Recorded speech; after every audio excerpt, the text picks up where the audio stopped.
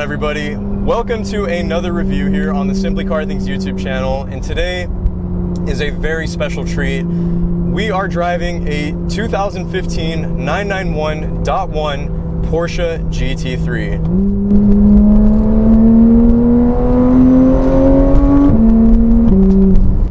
And get a load of that sound, guys. It is absolutely phenomenal.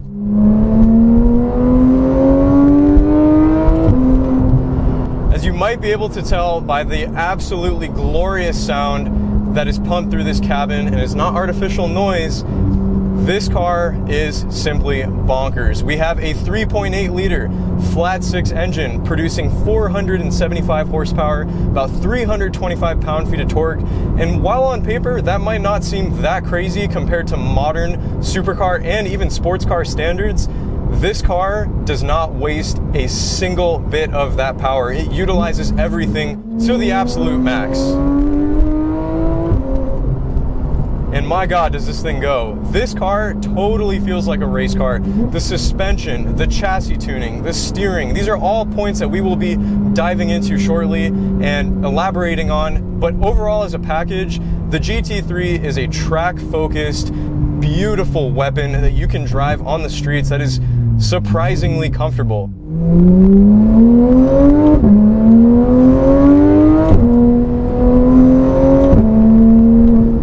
Before we get into anything else, let's just elaborate a little bit more about this engine. Again, it's that 3.8 liter flat six unit, and it revs all the way out to 9,000 RPM is where the limiter ends. Peak power comes in right at around 8,500 RPM, but it'll still let you go an extra 500 RPM into the rev range just to hear that absolutely glorious sound. And I was actually talking with the owner about this vehicle, and past about 6,000 RPM, this car literally sounds like the RSR race car. And that is thanks to a Soul Performance modular competition exhaust that totally awakens the sound of this vehicle and allows that flat six to completely scream.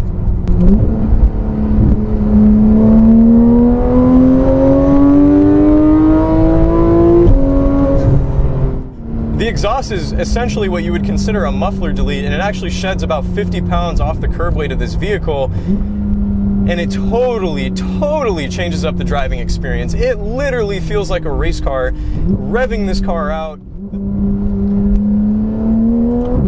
this PDK gearbox is best in class by a large margin. I have never driven a dual clutch gearbox that shifts as quick as this PDK transmission. It is lightning fast. The tachometer shoots up almost like a needle in an air compressor, and the shifts are so crispy. They're so solid. You get this really satisfying pop, almost like an explosion on every single upshift. The downshifts are just...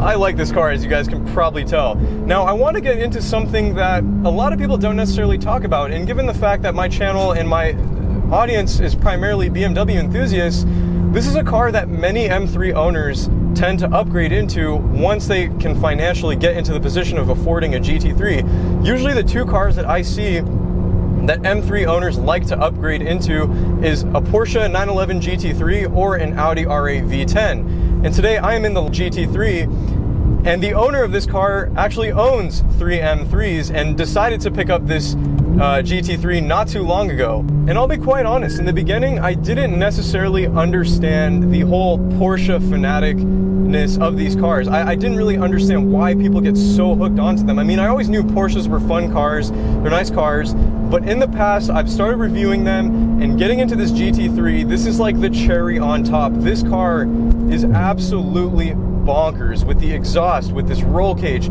the suspension, the aero, just, I mean, the amount of attention this car gets is simply phenomenal.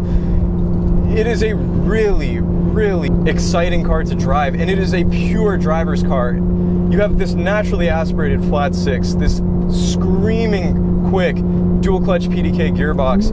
You have rear wheel steer, so what actually happens is under 50 miles an hour, the rear wheels are turning in the opposite direction of the front to enable better handling and a better turning radius, but then above 50 miles an hour, those rear wheels are turning in conjunction with the front wheels, and it aids in the overall stability of the car and the overall ride handling and ride quality of the car as well. And you can totally feel it. It's amazing how on center the steering is with this car, how direct the chassis feels. It is very, very planted. Now what's interesting is this car actually uses an electronic steering rack, and it's not a hydraulic rack that was featured in the previous 997 GT3. And for a lot of enthusiasts, I think that's questionable because everybody loves the hydraulic rack. They love the feel it has, the natural weighted steering. But I have to admit, this is probably the best electronic steering rack I've ever felt in a car. It is very, very good, and it disguises itself pretty well as a hydraulic steering rack. To be quite honest, if I didn't know this car had an electronic rack, I would have thought it's hydraulic. I mean, I think it's honestly that good.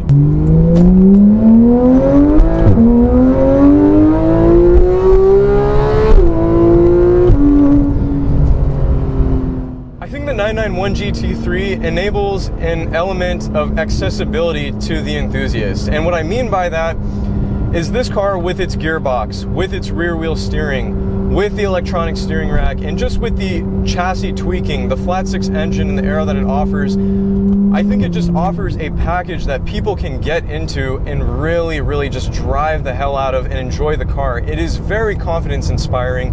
There's never a point where I'm driving this car to where I'm feeling understeer or I'm feeling hiccups in the chassis or that the rear end wants to hop or step out on me. The fact that the engine is mounted over the rear axle provides so much pure grip that it truly feels really stable. And again, it just goes back to the fact that it's just very confidence inspiring, which is something that I think is so appreciated in a car of this nature. This is not a cheap car. These things still go for even $120,000, $130,000 in the used market.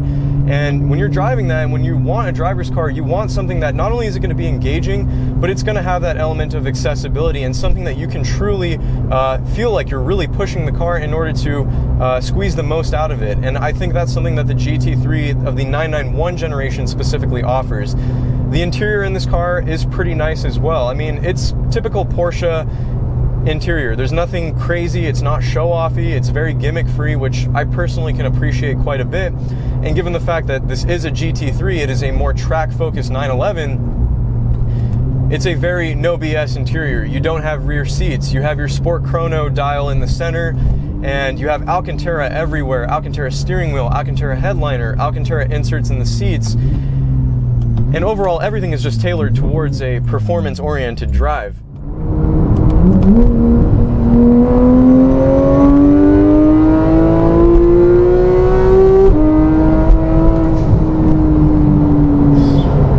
It is absolutely unreal.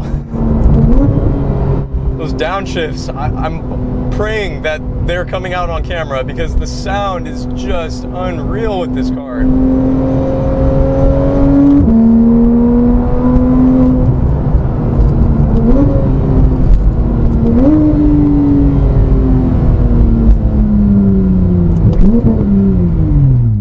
So while this car is pretty much the best car I've ever driven, there are a few minor cons, and I mean these are nitpicking things that I would say are a tad bit detrimental to the vehicle overall.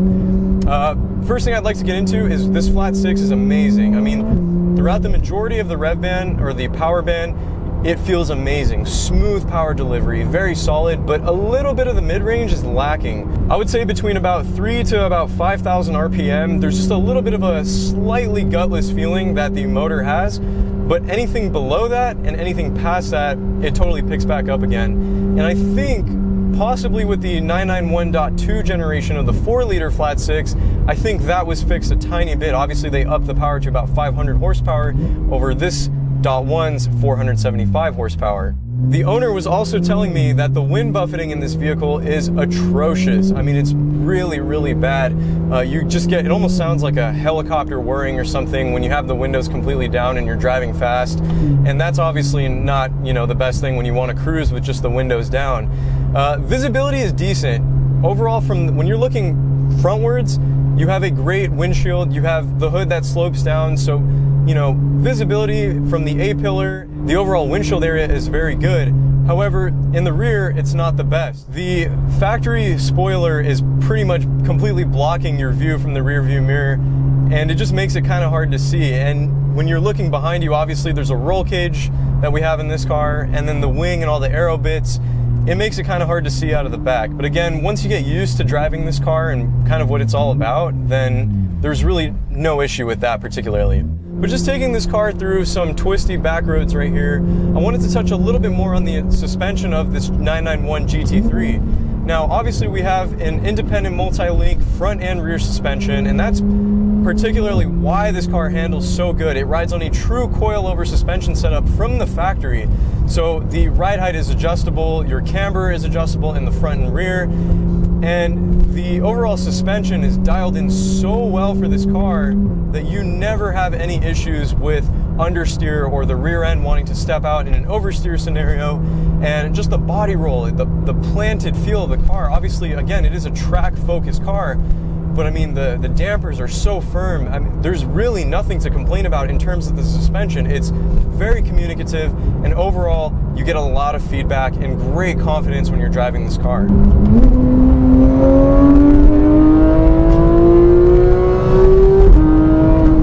My God, this is just, the engine, it's just unreal.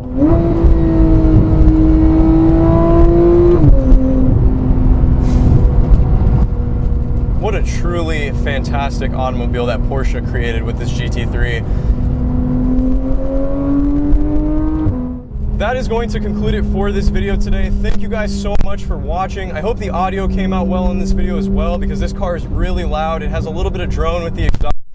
But overall, I mean, my God, I love the GT3. And to all my M3 and M4 owners out there that are probably watching this video, I would encourage you to get behind the wheel of one, because this may or may not be your next car. I'm telling you, these things are just badass. If you guys could please leave a thumbs up on this video, subscribe to the channel if you are new here. I would appreciate that immensely. With all that being said, guys, I'll catch you